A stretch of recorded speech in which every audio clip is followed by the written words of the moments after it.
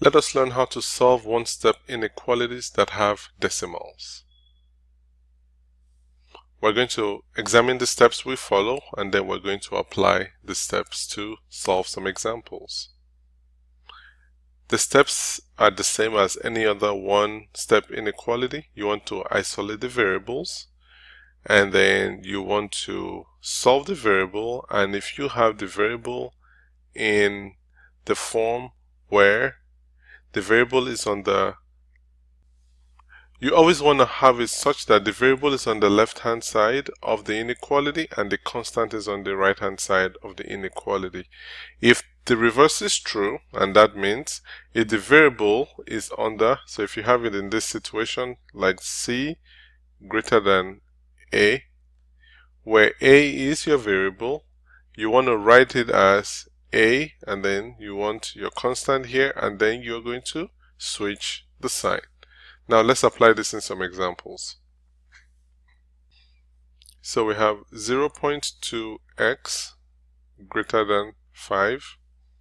We're going to divide both sides by 0.2 to isolate, to solve, because they're already isolated. And then we divide this by 0.2. So we have 5 divided by 0.2. So we can move this right here. And we can also, because we're moving it one place to the right, we can add a 0 to the number on the top since we don't have a decimal at the top. So this becomes 50 divided by 2. And if we want, we can do this. 50 divided by 2. 5 divided by 2, we have 2.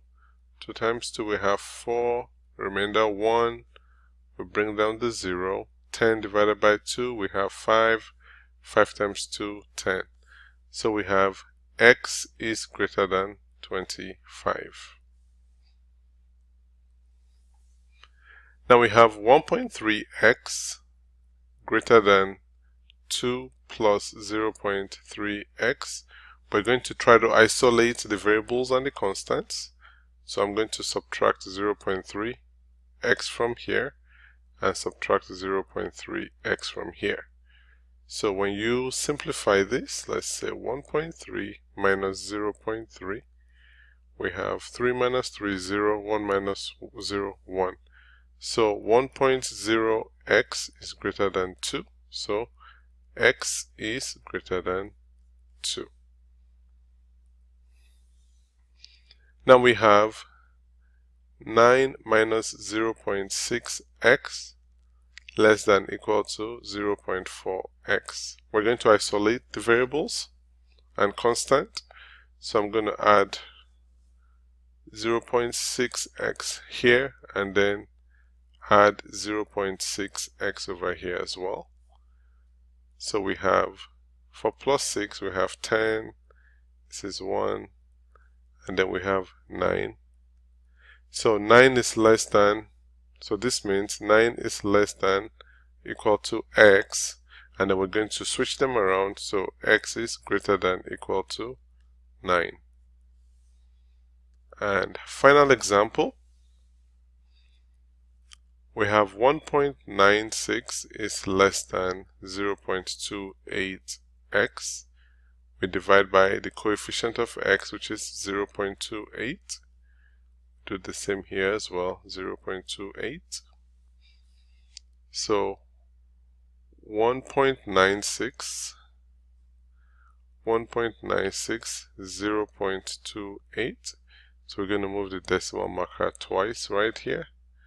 We also move it right here. So we have 196 divided by 28. So 196 divided by 28, we have 98 divided by 14. Can divide by 2, we have 49 divided by 7, and this is going to give us 7. So 7 is less than x. We're going to switch variable and constant. So x here, 7 here, and then x is greater than 7.